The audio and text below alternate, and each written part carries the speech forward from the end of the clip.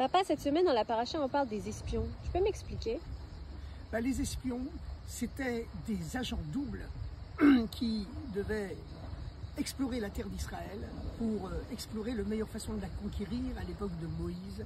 Et ils ont trahi leur mission en décourageant les Hébreux, en décourageant les Juifs de l'époque de rentrer en Israël en disant c'est une terre qui dévore ses habitants, les habitants sont même plus forts que Dieu, donc on ne peut pas conquérir cette terre, il faut retourner dans le désert. C'était la source d'inspiration finalement de tous les romans d'espionnage de l'histoire.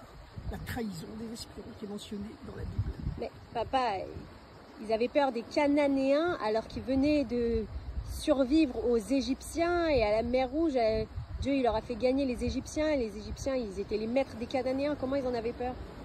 Oui, c'est vrai, c'est complètement débile à première vue parce que l'Égypte c'était la superpuissance mondiale.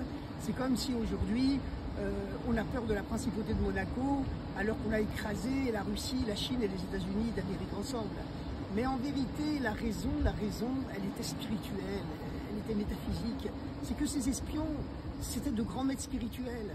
Et ils savaient que si les Juifs, les Hébreux avaient réussi à l'époque à vaincre la superpuissance mondiale qui était l'Égypte, c'était parce qu'ils vivaient une vie de miracle. Il y avait un contrat d'alliance avec Dieu, que lorsqu'on rentre en Eretz Israël, on aura franchi le Jourdain, à ce moment-là, tous les miracles s'arrêteront, il faudra dévoiler Dieu de façon naturelle à l'intérieur de la quotidienneté, de la vie quotidienne de tous les jours, sans miracle. Et c'est ça le but de la vie.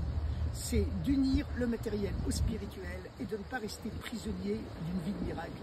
Parce que c'est limiter Dieu, c'est dire Dieu, il est uniquement surnaturel, mais en vérité, le niveau le plus haut de Dieu, il est présent dans le matériel, encore plus que dans le spirituel. Et le but de la Torah, c'est de se connecter au niveau de Dieu pour lequel le surnaturel et le naturel, c'est pareil, pour unir, élever les deux.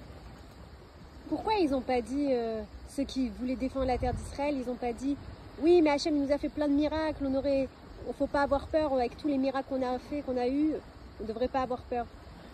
Justement, c'est la raison, c'est que tant qu'on vivait dans un système où on vivait de façon uniquement surnaturelle, avec les 10 plaies d'Égypte, la mort des premiers-nés qui était la 10e, l'ouverture de la mer Rouge, la manne, la nourriture céleste qui tombait du ciel tous les matins, les nuées de gloire qui ombrageaient les Juifs dans le désert et les illuminaient la nuit. Évidemment, on vit dans une vie surnaturelle. C'est parfaitement possible d'être juif et de pratiquer les 613 commandements de la Torah.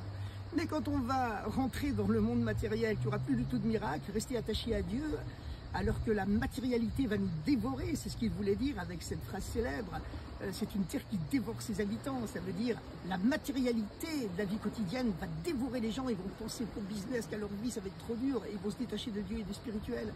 C'est pour ça que Caleb, le disciple de Moïse, leur a pas du tout dit mais vous avez déjà vu tous les miracles que Dieu nous a fait. Ça aurait été hors sujet, puisque justement, ils étaient d'accord qu'avec des miracles, on peut rester attaché à Dieu et pratiquer les commandements.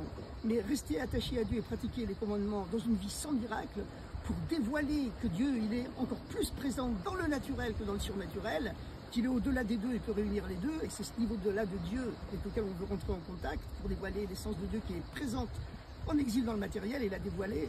Alors là, il pensait que c'était pas possible et c'est pour ça qu'il voulait absolument retourner dans le désert et continuer à vivre de miracles uniquement.